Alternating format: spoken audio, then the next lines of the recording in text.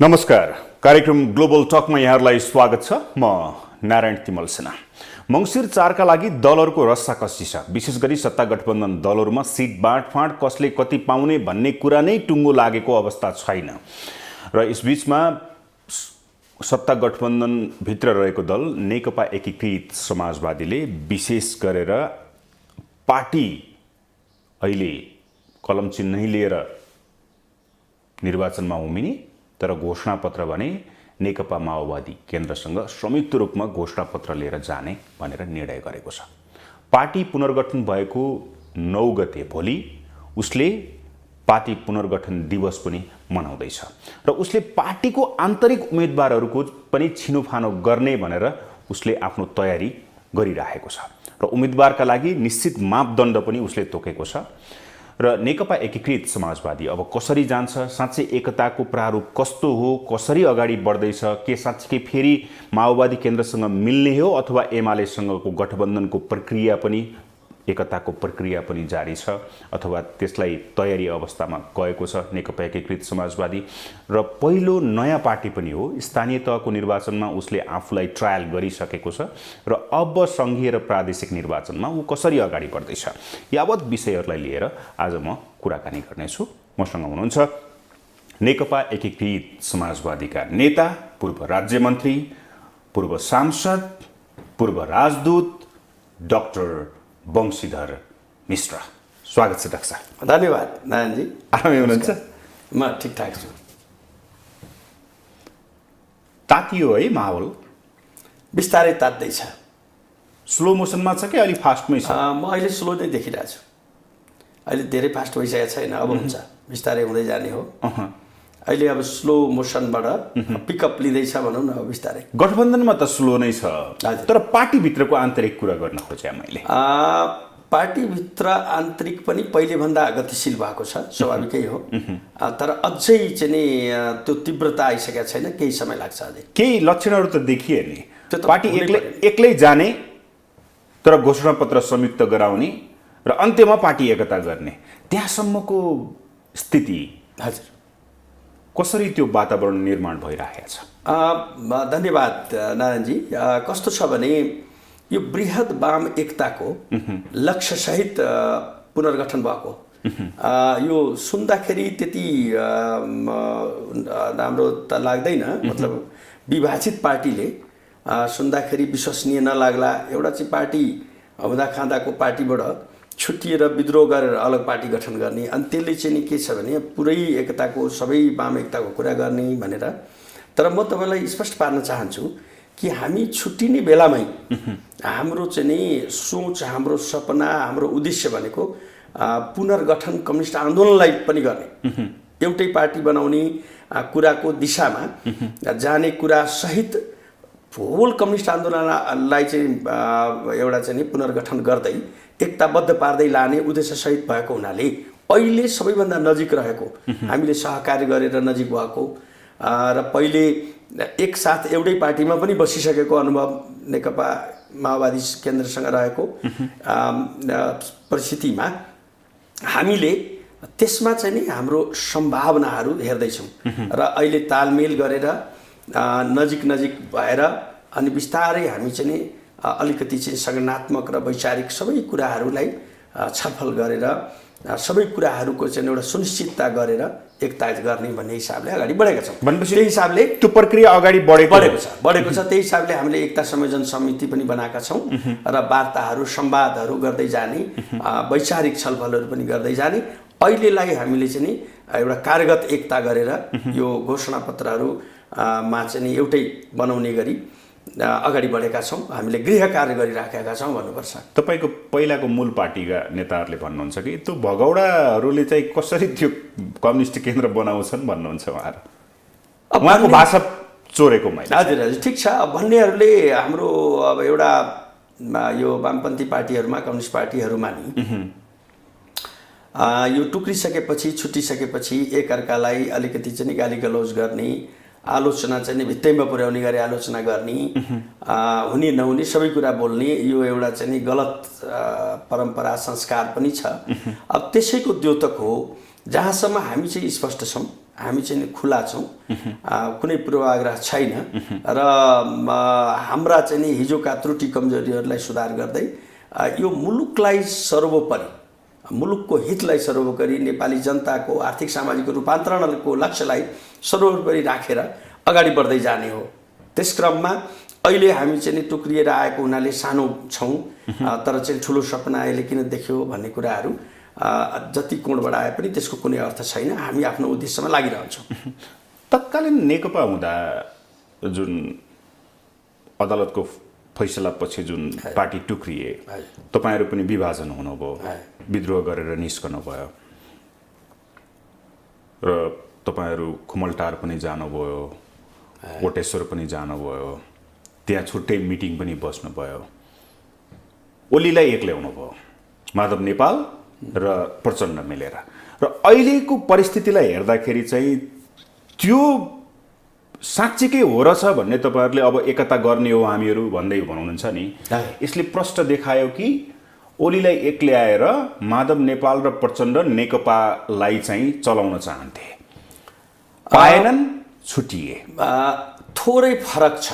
बाहिर तस्बिर हेर्दाखेरि तपाईँले भने जस्तो तस्बिर छ होइन, तर यसको चाहिँ पृष्ठभूमिमा जानुभयो भने ओलीले वास्तवमा हामीलाई एक्ल्याउने गरी अथवा हामीलाई भगाउने गरी हामीलाई निकाल्ने हिसाबले उहाँहरूले हरेक गतिविधि गर्नुभयो, हरेक गतिविधि सुरुदेखि नै। र जति प्रयास गर्दा पनि पार्टीलाई एकताबद्धै राखौँ, यसको ज्वलन्त उदाहरण म भन्छु, एउटा राजनैतिक इमान्दारिता जुन हुन्छ त्यो चाहिँ नि गैर पार्टीहरूसँग गर्नुपर्छ। तपाईँ जस्तै कुनै किसिमको भनौँ न दुईवटा देशले युद्धै गर्दाखेरि तपाईँले एउटा समझदारी गर्नुहुन्छ, युद्ध विराम गर्नुहुन्छ, तर त्यसलाई मान्नु भएन भने के हुन्छ, त्यसको कुनै अर्थ हुन्छ भने पार्टीहरूको बिचमा राजनीतिक इमान्दारिता जुन हुन्छ नि, एउटा कुनै समझदारी भयो भने त्यसमा पालना गर्ने, त्यो चाहिँ नि मैले केपी ओलीको नेतृत्वमा देखिएन, त्यो प्रष्टै देखिएन। जस्तै कुनै समझदारीमा पनि नटिक्ने, तपाईँलाई याद होला यो चाहिँ नि विवाद जुन सुरु भयो, पहिले पनि मौखिक समझदारी हाम्रो केपी ओली पहिलोपल्ट प्रधानमन्त्री हुँदाखेरि एउटा चाहिँ नि समझदारीमा माओवादी केन्द्रकै, तत्कालीन माओवादी केन्द्रकै समर्थनमा उहाँ प्रधानमन्त्री हुनुभएको थियो। उहाँहरूको बिचमा समझदारी थियो कि आधा आधा बाँड्ने भनेर। प्रधानमन्त्रीको चाहिँ नि प्रधानमन्त्री चाहिँ नि त्यस पछाडि पहिले चाहिँ नि केपी ओली प्रधानमन्त्री हुने, त्यसपछि चाहिँ प्रचण्ड सत्ताले कि अहमताले, त्यो म भन्दैछु। अब के छ भनेदेखि त्यसरी, तर त्यो कुरो उहाँले पालना गर्यो। जब समय आयो उहाँले म छोड्दिनँ भन्न थाल्नु। अब त्यो बेलामा मौखिक समझदारी थियो, तर चाहिँ नि उनीहरू अलग पार्टी थियो, उनीहरूले समर्थन झिके, सरकार ढल्यो, तर उहाँ छोड्न तयार हुनु भएन चाहिँ राजनीतिक बेइमानी यहाँबाट सुरु भयो। अब तैपनि त्यसलाई चाहिँ आँट गरेर यो सब कुराहरू आत्मालोचना भयो होला भन्ठानियो र यो सबै गरेर उहाँले एउटा ठुलो आँट गर्नुभयो कि ल अब पार्टी मिलाउँ। स्थानीय निकायमा त्यति बेलाको स्थानीय तहको चुनावमा अलग अलग लडियो। माओवादी केन्द्रले चाहिँ काङ्ग्रेससँग बेलबेलामा गठबन्धन गरे ठाउँ ठाउँमा, हामीहरू चाहिँ एक्लै लड्यौँ। त्यति बेलाको नेकपा एमाले पछिबाट चाहिँ के भयो भने संसदीय निर्वाचनमा 2074को तपाईँलाई याद छ, हामी चाहिँ नि माओवादीसँग एकताबद्ध भएर एउटै संयुक्त घोषणापत्रबाट लड्यौँ र पछि हामीले पार्टी एकता पनि गरियो। त्यस पछाडि पनि उहाँले राजनीतिक बेइमानीको क्रम चाहिँ छोड्नु भएन। एक त उहाँले पार्टीको सबै पद्धतिलाई नकार्नुभयो। पार्टी भनेको सिङ्गल म हुँ, मैले भनेको डिसिजन हुनुपर्छ भन्न थाल्नु। दुईवटा अध्यक्ष डिक्टेटर आयो। एउटा अहङ तपाईँले भन्नुभयो नि, त्यो अहङ्कार, म सबभन्दा जान्ने, मैले भनेको टेक होइन, यो समझदारी भन्ने कुराहरू चाहिँ नि हुँदैन। हामीले दिएको चाहिँ नि लिनुपर्छ, मैले दिएको लिनुपर्छ, मैले भनेको गर्नुपर्छ। यसले गर्दाखेरि देशको वातावरण बिग्रियो, सरकारको वातावरण, नेकपा भनेको म हो भन्ने अहम आयो। अहम आयो। पद्धति भन्ने कुरा चाहिँ नि पार्टीको पद्धति हुन्छ, त्यो होइन। पार्टीको पद्धति भनेको औपचारिकता मात्रै हो, सबैलाई बोलाउने अनि त्यसै आफूले बोल्ने, त्यही हो निर्णय। अब यो खालको चाहिँ नि उहाँले सुरु गर्नुभयो, जसलाई चाहिँ नि सुधार्नको लागि अनेक कोसिस भए। त्यता नजाउँ। अब त्यसरी गरेर उहाँ जानुभएको हुनाले उहाँले एक्ल्याउन खोज्नुभएको। वास्तवमा कम्युनिस्ट आन्दोलनलाई एउटा चाहिँ नि धोका दिने काम केपी ओलीले गर्नुभएको छ। एउटा चाहिँ नि गीतै बनाएको छ मान्छेले, होइन, केपी ओली धोका दिया है भनेर चाहिँ नि तराईमा एउटा गीत प्रचलित छ, प्रचारका लागि रेडी भएको छ। त्यसो अनि त्यस्तो खालको चाहिँ छ। ओके डाक्टर साहब, यो त्यसो हुनाले त्यो धोकालाई पनि अहिले उदारताका साथमा नेकपा एमालेसित पनि हामी ओपेन छ। तपाईँलाई बताइदिन्छु म, अहिले हामी माओवादीसँग एकता गर्ने लक्ष्य हाम्रो के छ भने भविष्यमा नेकपा एमाले पनि फेरि समाहित भएर पुनः हामी चाहिँ नि एउटा नेकपाकै कन्सेप्टमा नाम चाहिँ नि अर्काले ब्रान्ड लिइसकेको हुनाले केही जोडौँला, तर त्यो नेकपालाई एकीकृत गर्दै जाने हामी चाहिँ त्यो लक्ष्य हामी छोडेका चाहिँ छैनौँ। किनभने सधैँ केपी ओलीको सधैँ केपी ओलीकै चाहिँ नि ऊ नचल्ला भने एउटा झिनो आशा त छ नि हामीमा कि उहाँको अहङ्कार पनि डाउन होला अथवा उहाँको नेतृत्व पनि बदलिएला र एउटा चाहिँ असल नेतृत्व आउला जसले चाहिँ नि बृहत कम्युनिस्ट एकतालाई चाहिँ ध्यान देला। प्रचण्डले पनि भन्नुभएको छ नाम नेकपा नै हुन्छ, एकता हुन्छ, नाम नेकपा नै हुन्छ। यो त्यो कुरा गर्दाखेरि वामदेव गौतम बाबुराम भट्टराईहरू पनि यसैमा समाहित हुने भन्ने कुरा आएको छ र तपाईहरुले जुन कुरा गरिराख्नु भएको छ र जुन परिस्थिति निर्माण भइरहेको छ, अब यो गठबन्धनको यता फेरि कांग्रेसले भनेको छ गठबन्धनको भविष्य कतिसम्म हुने, कहाँसम्म हुने, तपाईहरुले यतातिर यो तयारी गर्दै हुनुहुन्छ। कतै कांग्रेस एक्लो त हुने होइन, गठबन्धन कतै तोड्ने त होइन, मङ्सिर 4 सम्मको लागि मात्रै त होइन यो गठबन्धन भन्ने पनि आशंका छ कि? त्यो आशंका चाहिँ नि अहिले त्यति आधार देखिँदैन। अब आशंका गर्नु त पाइन्छ र राजनीतिमा यस्तो खालको असम्भव भन्ने केही पनि छैन। यस्तो आशंका गर्दाखेरि नहुने कुरा भएन। यो उपयुक्त आशंका हो कि होइन? यो अहिलेलाई चाहिँ होइन, किनभने तत्कालको लागि होइन, अर्थात् अहिले त्यस्तो देखिँदैन। किनभने त्यो खालको परिस्थिति अहिले देखिरहेको छैन, किनभने अरू विकल्प त्यति लाभदायी कसैको लागि छैन। त्यसो भएको हुनाले यो त पार्टीको आफ्नो अस्तित्व, पार्टीको आफ्नो चाहिँ सत्ता मा जाने लक्ष्य त हुन्छ नि। राजनीतिक पार्टीको लक्ष्य भनेकै सत्ता चलाउने हो, त्यसैको माध्यमबाट चाहिँ परिवर्तन। तपाईले अघि भन्नुभयो हामी ओपन छौँ, हामी एमालेसँग पनि ओपन छौँ, माओवादी केन्द्रसँग एकताको लागि पनि ओपन छौँ, हामी नेकपा पहिलाको नेकपा निर्माण गर्नलाई ओपन छौँ भन्नुको अर्थ यो गठबन्धनको भविष्य, यसको आयु कति त? गठबन्धनसँग यसको किन सम्बन्ध भएन भने यो गठबन्धनको विरुद्ध चाहिँ एकता होइन। एकता चाहिँ हाम्रो आफ्नो मजबुतीका लागि हो, तर त्यो गठबन्धन सँगसँगै हो। यदि सबै मिल्छन् भन्दै पनि एक गठबन्धन त भइरहन्छ नि। अहिले त गठबन्धनका दलहरू भित्रैबाट एकता गर्दैछौँ, माओवादी र हामी चाहिँ एउटै घोषणापत्र बनाउँदै जाँदैछौँ, तर त्यो भनेको चाहिँ काङ्ग्रेसको विरुद्ध त होइन त, गठबन्धनको भित्रै हो। त्यसो भएको गठबन्धन एउटा सांस्कृतिक आवश्यकता पनि हो यो देशको र राजनीतिक आवश्यकता पनि हो यो देशको। मैले अस्ति एउटा अर्को इन्टरभ्यूमा मैले अलिकति स्पष्ट पारेको थिएँ कि हामी एउटा संविधानले एउटा बृहत दायरा हामीलाई दिएको छ। त्यो संविधानभित्रका हाम्रा दलहरू जो चाहिँ नि अब समाजवाद उन्मुख भनेर अगाडि बढेका दलहरू हुन् नि त, त्यो चाहिँ संविधानमै प्रश्न लेखेको छ। त्यो संविधानले हामीलाई चाहिँ आपसमा मिलेर जाने दायरा दिएको छ। त्यो भित्र बढी नजिक वैचारिक नजिकहरूसँग चाहिँ एउटा एकताबद्ध भएर एउटा सङ्गठन, एउटा पार्टी निर्माण हुने कुरा अर्कोसँग गठबन्धन गर्नुहुन्न भने होइन, त्यो सँगै मिलेर गर्छ नि त। भोलिको दिनमा त्यो पाटो फरक भयो। हजुर, मेरो गठबन्धनको भविष्य छ। कहिलेसम्मलाई छ? मङ्सिर यो पुरै अर्को 5 वर्षको लागि छ, किनभने यो गठबन्धनले नै सत्ता चलाउँछ। फेरि पनि यो गठबन्धनले फेरि सत्ता चलाउँछ। यसमा यदि अरू कुनै पार्टी मिलेर आयो भनेदेखि त्यो झन् मजबुत हुन्छ गठबन्धन। जस्तै भोलि केपी ओलीका पार्टी मिल्यो भनेदेखि त्यो गठबन्धनकै तोड्ने शर्तमा हुँदैन, गठबन्धन तोड्ने शर्तमा चाहिँ त्यो हुँदैन, किनभने त्यो कांग्रेस त यही विषयमा सशङ्कित छ। कांग्रेसको आफ्नो जोडघटाउ छ।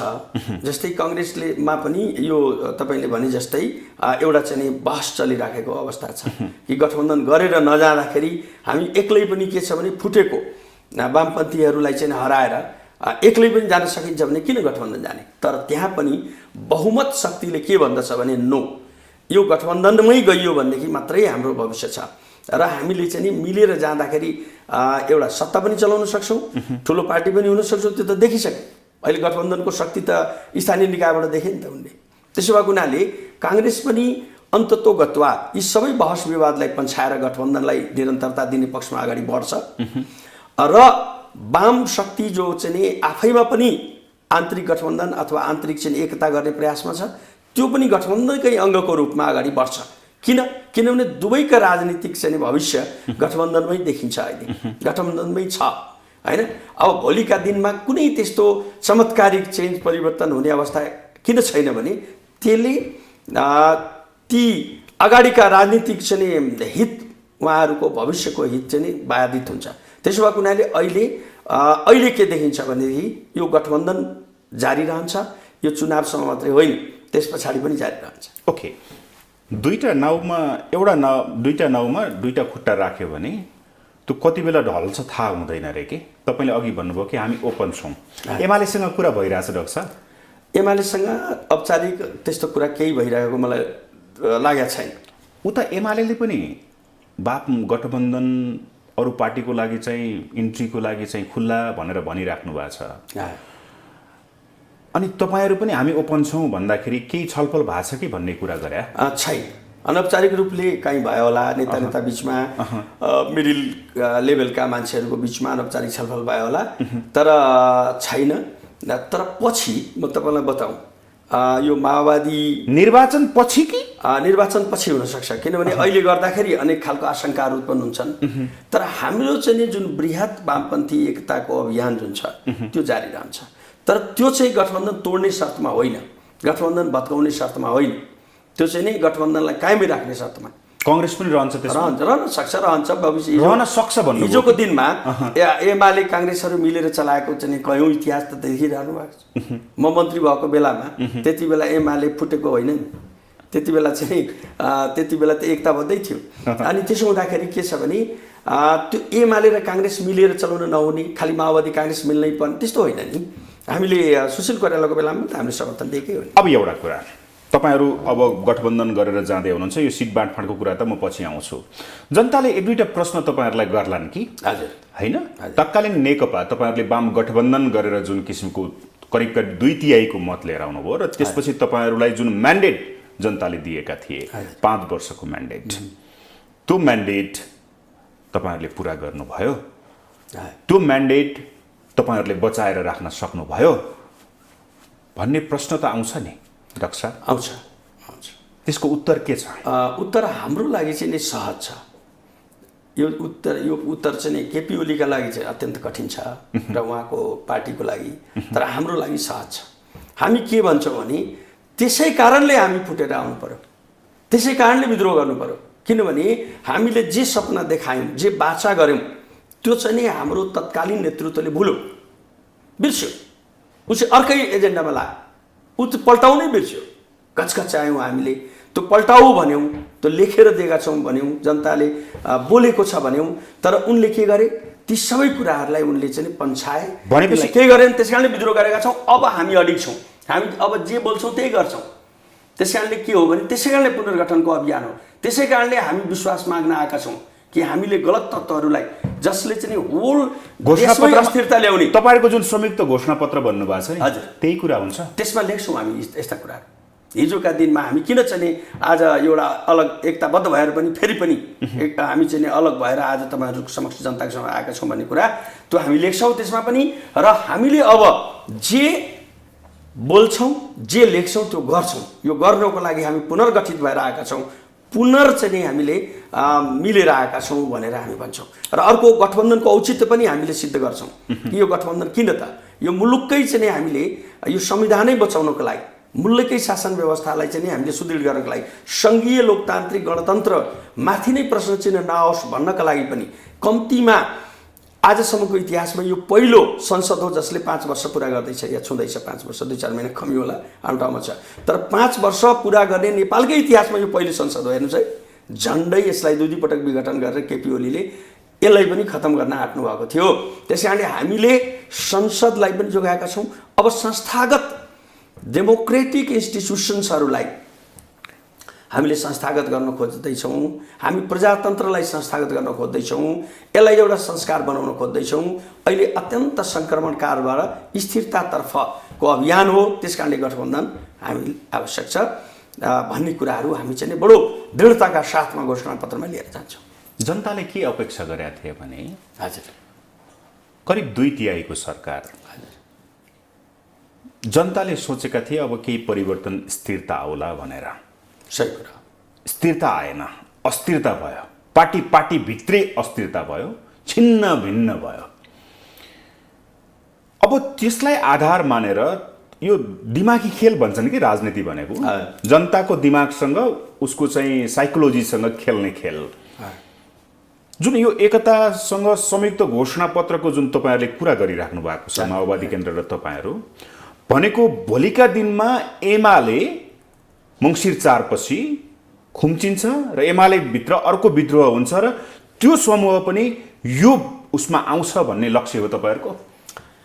हामी उहाँहरू खुम्चिए पनि या टुक्रिए पनि नटुक्रिए पनि हाम्रो प्रयास के रहन्छ भने सिँगै एमाले सचिएर उहाँहरूले कमसेकम संसद विघटन हाम्रो त्रुटि थियो, गल्ती थियो भन्ने कुराहरूलाई ध्यान दिएर उहाँहरूले जुन खालको चाहिँ अपमानजनक ढङ्गले चाहिँ पार्टीमा विभाजन गराउनु भयो, यस्ता कुराहरूप्रति थोरै आत्मालोचित भएर र अब हामी चाहिँ वैचारिक रूपले यो कम्युनिस्ट आन्दोलनलाई अगाडि बढाउन चाहिँ तत्पर छौँ भन्ने कुराहरू गर्न साथै र त्यो गरोस् भन्ने चाहनाका साथ हामी लागिरहेछौँ। त्यसमा उहाँहरूको बिचमा अन्तर्विरोध भएर टुक्रिने वा आदि गर्ने यी सब कुराहरू परिस्थितिमा निर्भर गर्छ।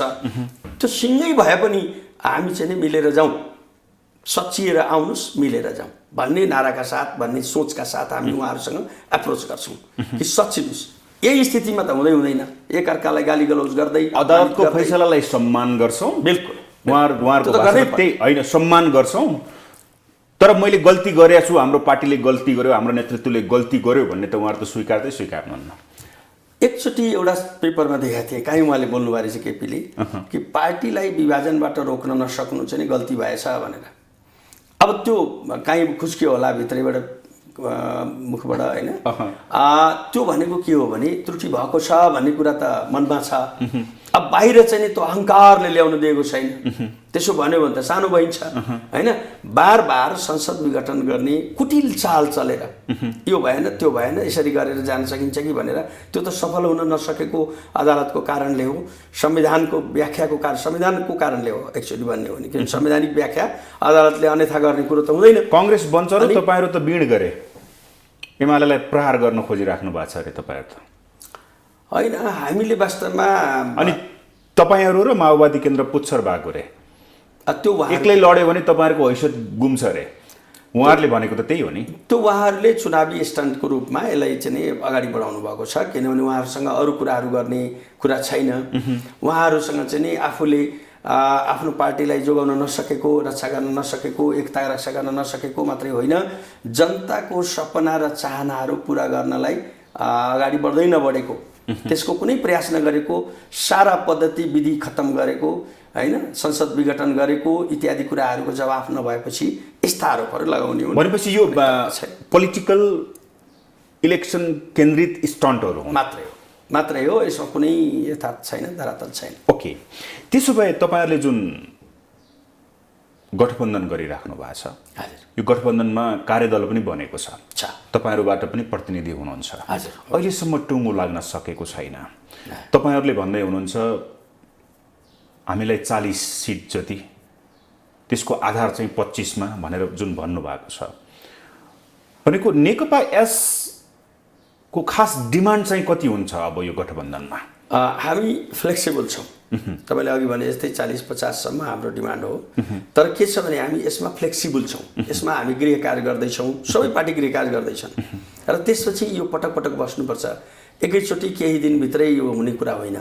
गठबन्धनको लागि धेरै कुराहरू, त्यो धरातलीय यथार्थहरूलाई चाहिँ प्रस्तुत गर्ने कुराहरू, अहिलेको राजनीतिक चाहिँ आवश्यकताहरू, हिजोको दिनमा चुनावमा कसले सफलता पाए र त्यसमध्ये वामपन्थी शक्तिहरू खास गरी एमालेहरू कहाँ कहाँ जितेका थिए, त्यसमध्ये कति यता आए, एकीकृत समाजवादीसँग अझै छन् उनीहरू जितेकै मान्छेहरू, त त्यस्ता सिटहरूको चाहिँ सङ्ख्याहरू हेरेर यो सबै कुरा विचार गरेर जाने भएको हुनाले थोरै समय लाग्छ नै, तर हामी फ्लेक्सिबल भएको हुनाले, लचिलो भएको हुनाले यो गठबन्धनमा सिटको तालमेल पनि एउटा सम्मानजनक रूपले हुन्छ भन्ने कुरामा म विश्वास छु। कतिसम्म? 40 त डिमान्ड छ, ठिक छ। यदि त्यसलाई अहिले सङ्गीत तोक्ने अवस्था त छैन। अहिले गृह कार्य भइरहेको हुनाले यही सङ्ख्या पनि हुँदैन। अब प्रदेशहरूका चाहिँ सदस्यहरूका कुराहरू पनि जोडिएका छन्, त्यसो भएको हुनाले यता घटेर उता बढ्न सक्छ प्रदेश सदस्यहरूतिर, काहीँ कुनै जिल्लामा चाहिँ अर्कै स्थिति आउला। यो सबै आकलन भइरहेको स्थिति छ अहिले। त्यसो भएको हुनाले अहिले सङ्ख्यामा नजाउँ, यही सङ्ख्या भएन भने हामी चाहिँ गर्दैनौँ, यस्तो खालको हाम्रो कुनै अडान छैन। हामीले चाहिँ सबै यथार्थको स्थितिलाई चाहिँ विचार गरेर एउटा फ्लेक्सिबल छौँ, लचिलो छौँ।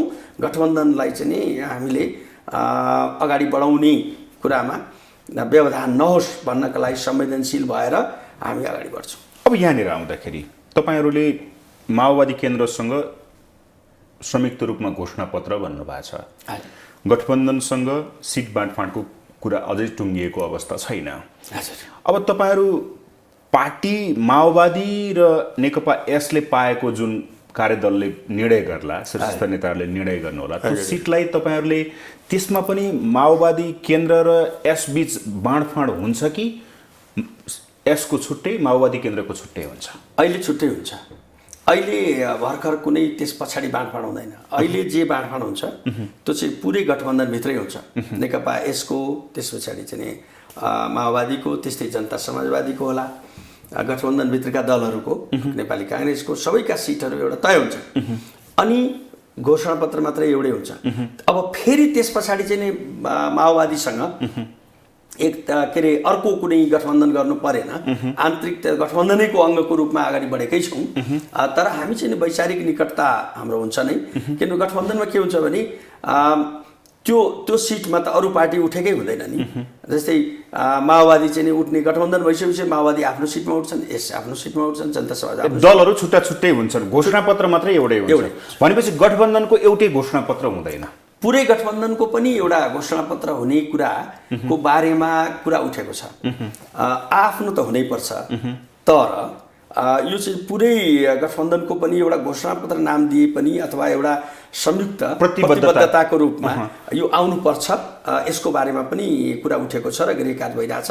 एउटा आउनुपर्छ गठबन्धनभित्रका यस र माओवादीको एउटा घोषणापत्र, अरूको छुट्टा छुट्टै हुँदाखेरि त्यसलाई कसरी बुझ्ने?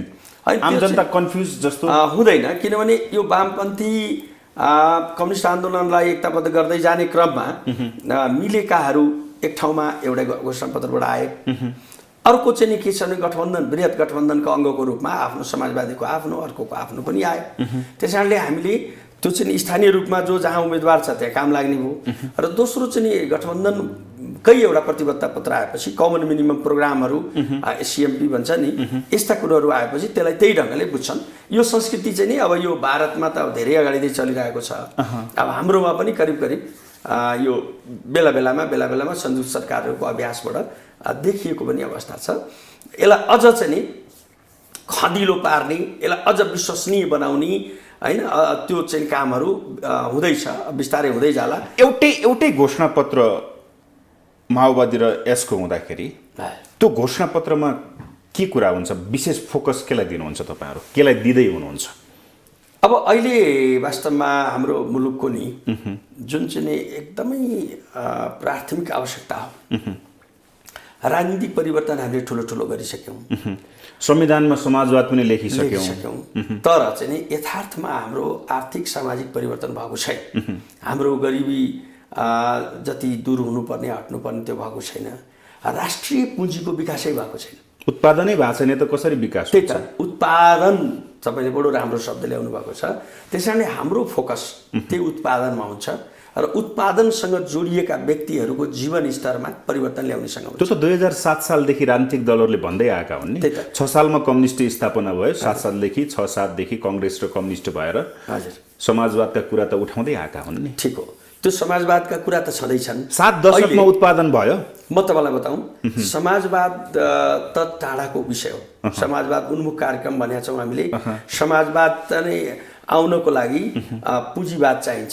यो कुरो सबै कम्युनिस्टहरूलाई थाहा छ। खालि फरक यति मात्रै हो कि कम्युनिस्ट पार्टीले आफ्नो नेतृत्वमा त्यो पुँजीवाद ल्याउन चाहन्छ, ल्याउनुपर्छ भन्छ। अरू पार्टीहरूले चाहिँ पुँजीपतिहरूको पार्टीले पुँजीपतिहरूकै नेतृत्वमा हुनुपर्छ भन्छ।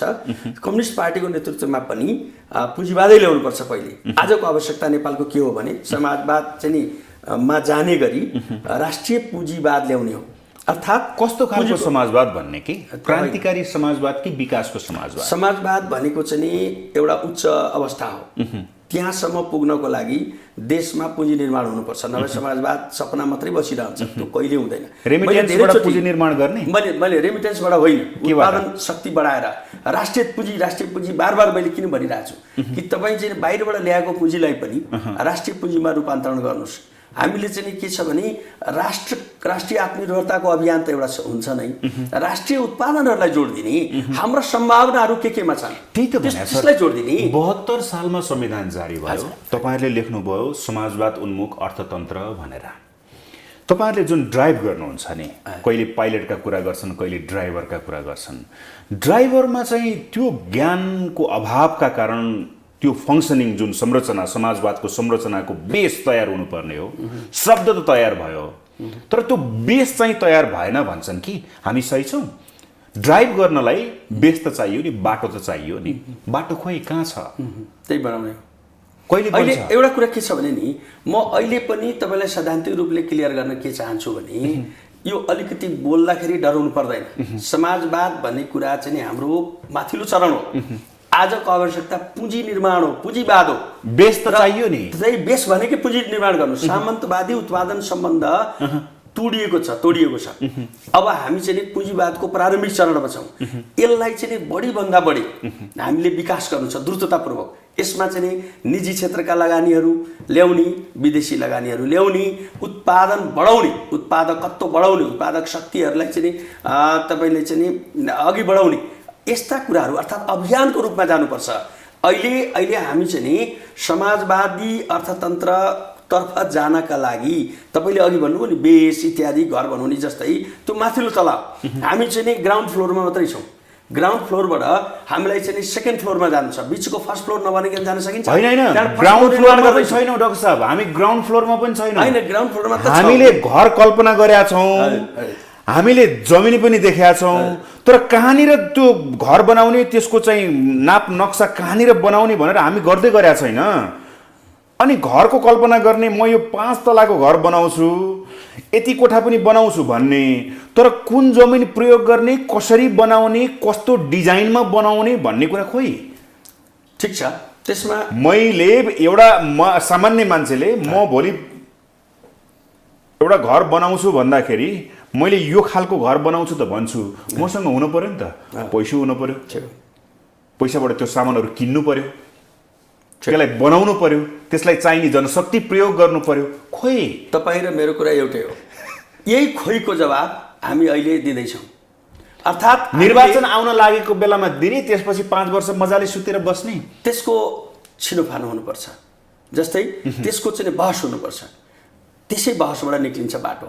जस्तै 5 वर्ष के त्रुटिहरू भए, किन चाहिँ हाम्रो उत्पादन बढेन, किन हामीले चाहिँ फोकस गर्न सकेनौँ, प्राथमिकता दिन सकेनौँ हाम्रो क्षेत्रहरूलाई। हो, त्यसको लागि तपाईँहरूले घोषणापत्रमा के गर्दै लेख्छौँ? हामी लेख्छौँ कि हामी त्यसमा फोकस गर्छौँ। लेख्नु र कार्यान्वयन गर्नु फरक हुन्छ। कार्यान्वयन गर्नका लागि लेखिने हो। पक्का गर्नुहुन्छ? पक्का गर्छौँ, हामी पक्का गर्छौँ। हामी कृषि क्षेत्रलाई, पर्यटन क्षेत्रलाई, पूर्वाधारको क्षेत्रलाई, जनताको जीवनसँग जोडिएको गरिबी निवारणको क्षेत्रलाई, हाम्रो राष्ट्रिय आत्मनिर्भरताको क्षेत्रलाई केमा हामी चाहिँ आत्मनिर्भर हुन सक्छौँ? किन 52 अरबको चाहिँ चामल ल्याउने देशमा, किन हामीले चाहिँ मधेसमा चाहिँ यो विभिन्न ठाउँहरूमा निर्वाचन आउँदाखेरि यति राम्रा कुरा 74 को निर्वाचनमा वाम गठबन्धन हुँदै गर्दा तत्कालीन प्रधानमन्त्रीले, तत्कालीन नेकपा एमालेका अध्यक्षले कस्तो भाषण गर्नुभयो भने, अब यी समय गए,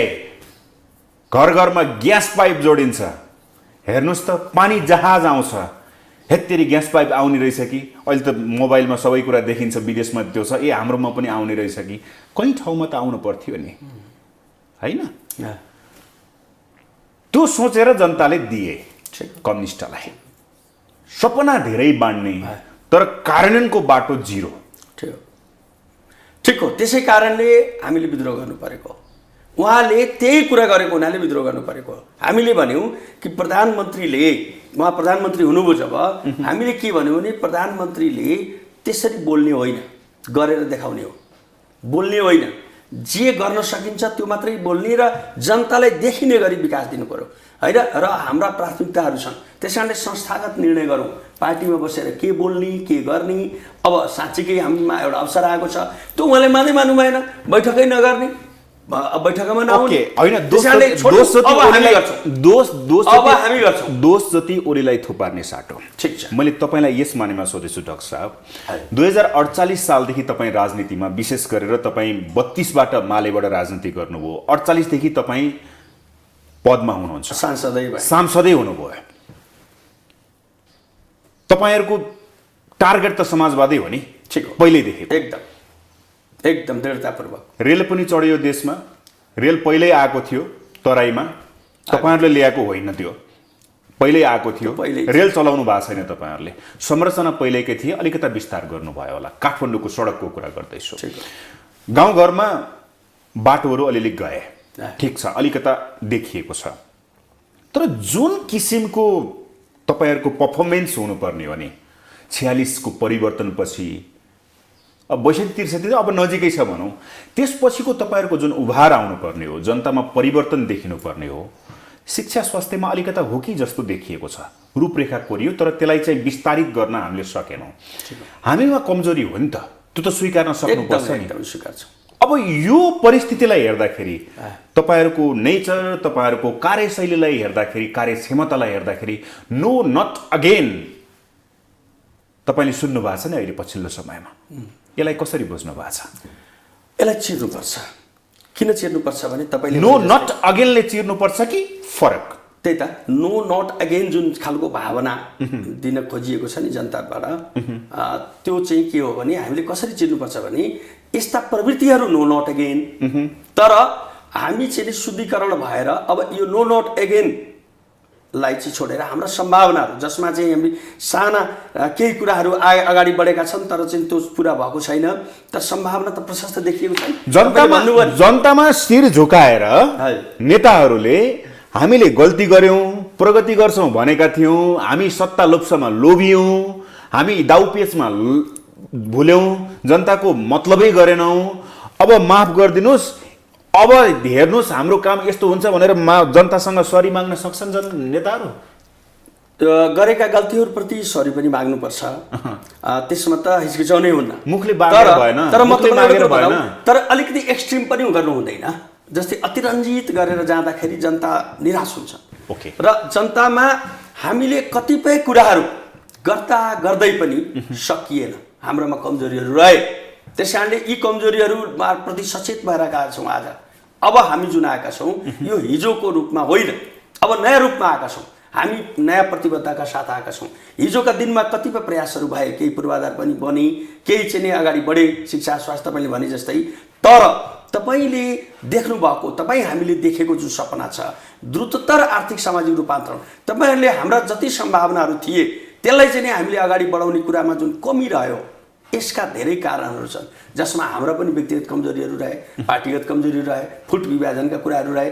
तर अब हामी नयाँ ढङ्गले आएका छौँ। यो सारा प्रतिबद्धताहरूलाई हामी पुरा गर्छौँ।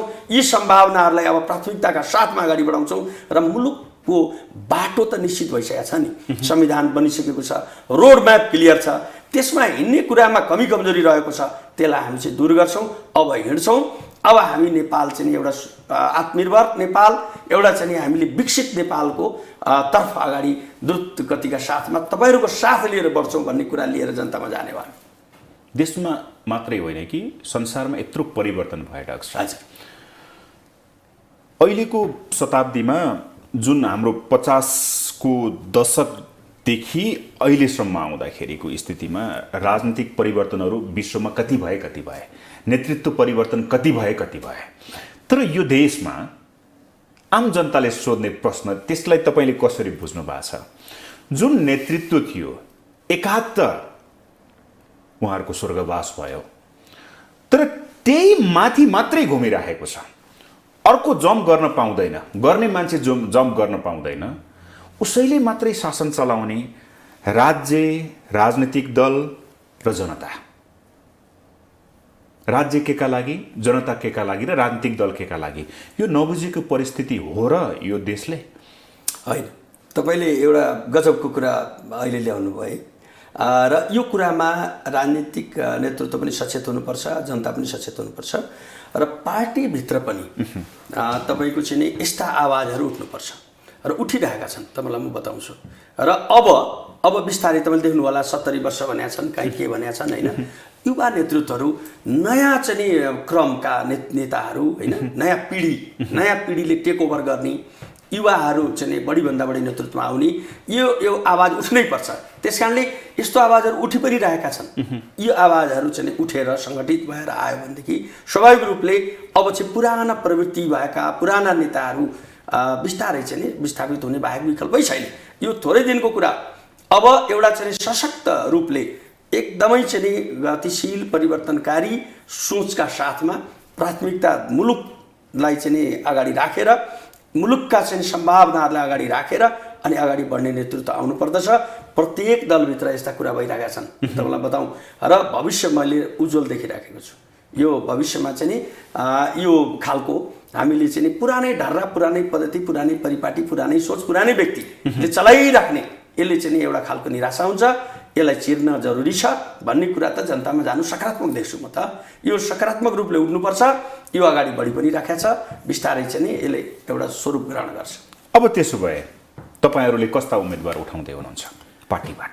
हामीहरूले जनतामा चाहिँ हामीले क्राइटेरियाहरू बनाएका छौँ, आधारहरू बनाएका छौँ, मापदण्ड तोक्नु भएको मापदण्डहरू पनि तोकेका छौँ। हामीले चाहिँ सबभन्दा ठुलो कुरा त अब जनताभित्रको लोकप्रियतै हो, जनप्रियता हुनु पर्यो र ती मान्छेको चाहिँ व्यक्तिगत रूपले आचरणहरू पनि राम्रो हुनु पर्यो, व्यवहार राम्रो हुनु पर्यो, उनले चाहिँ नीति र विचारहरू बुझेको हुनु पर्यो र यस्ता चाहिँ कुराहरूलाई ध्यानमा राखेर हामी चाहिँ अगाडि बढ्छौँ जसले अलिकति जितको सम्भावनाहरूलाई पनि हामी ध्यान दिन्छौँ। स्थानीय फ्याक्टरहरू हुन्छ नि त्यो हिसाबले समावेशितालाई पनि ध्यान दिन्छौँ।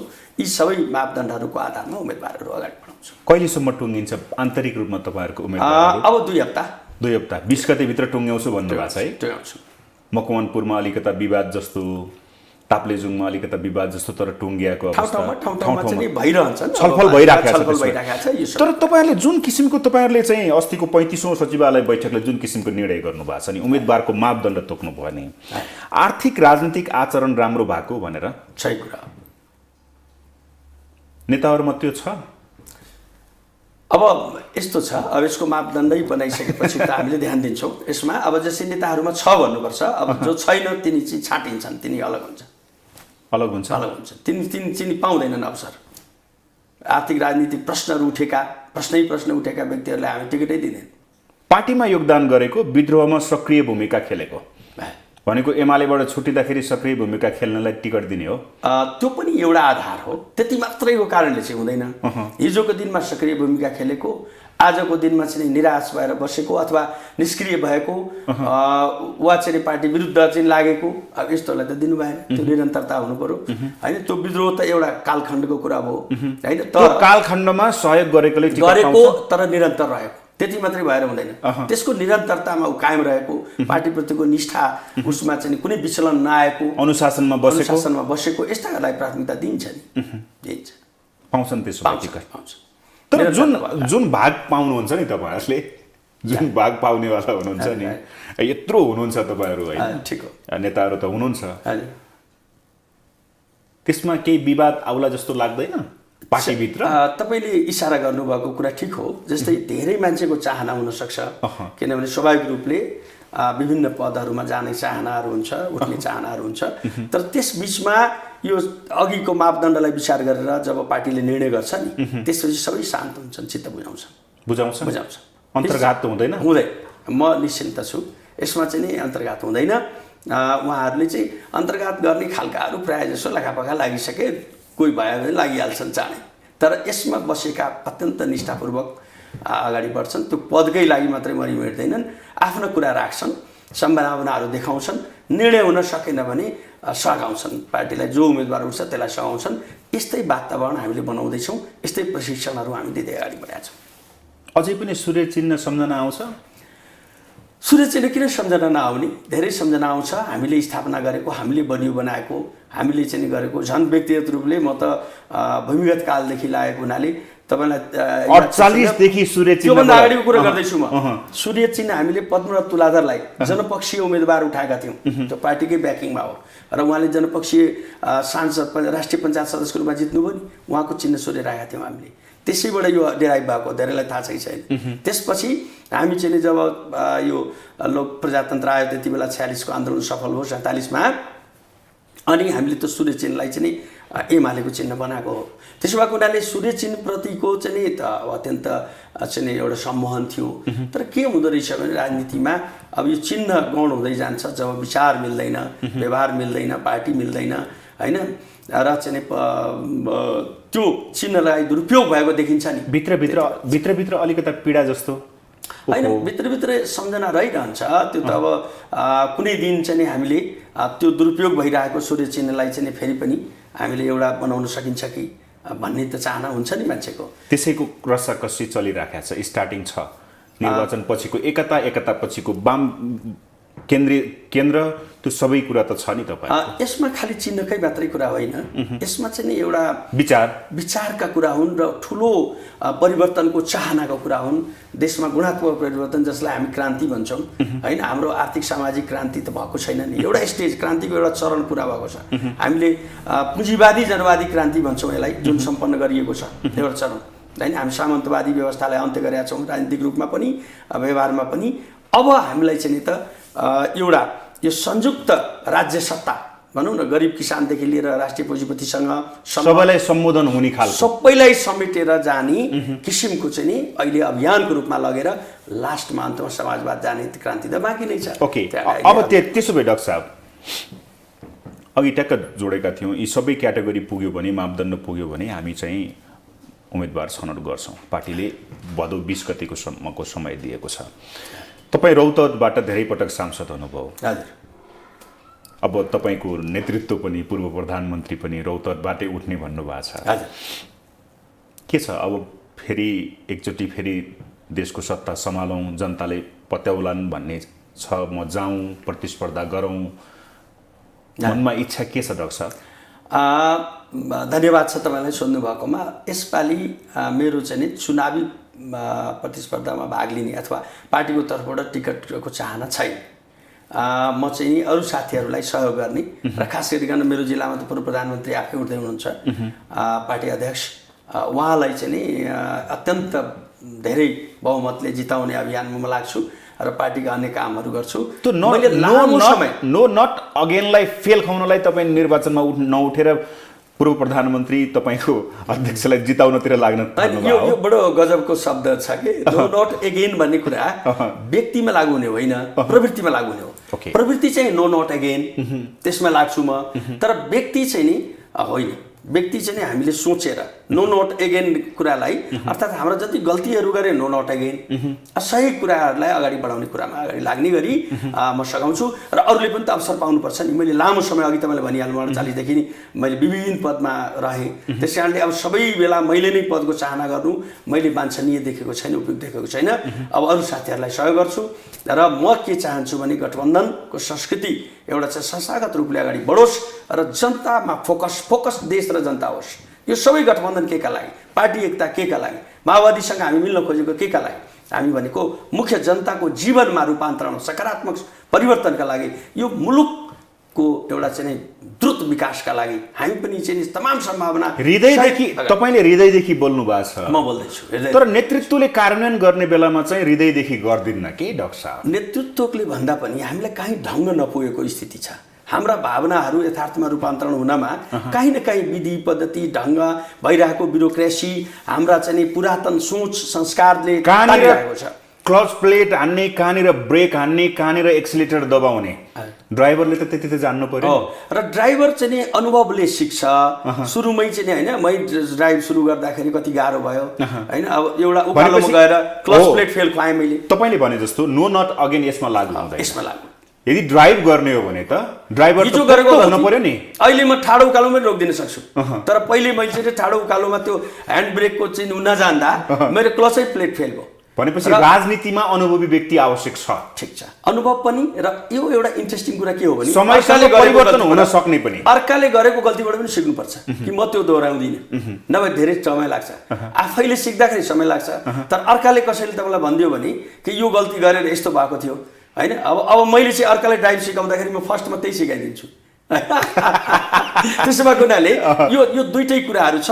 ओपन माइन्डेड, सकारात्मक सोच, आशावादी भएर अगाडि बढ्ने हो भने युवा प्राप्त गर्छौँ। र अनुभवीहरूको फ्युजन गरेर निस्किएको टिम राम्रो हुन्छ है त? राम्रो हुन्छ, पक्का राम्रो हुन्छ। तपाईँले ठिक भन्नुभयो।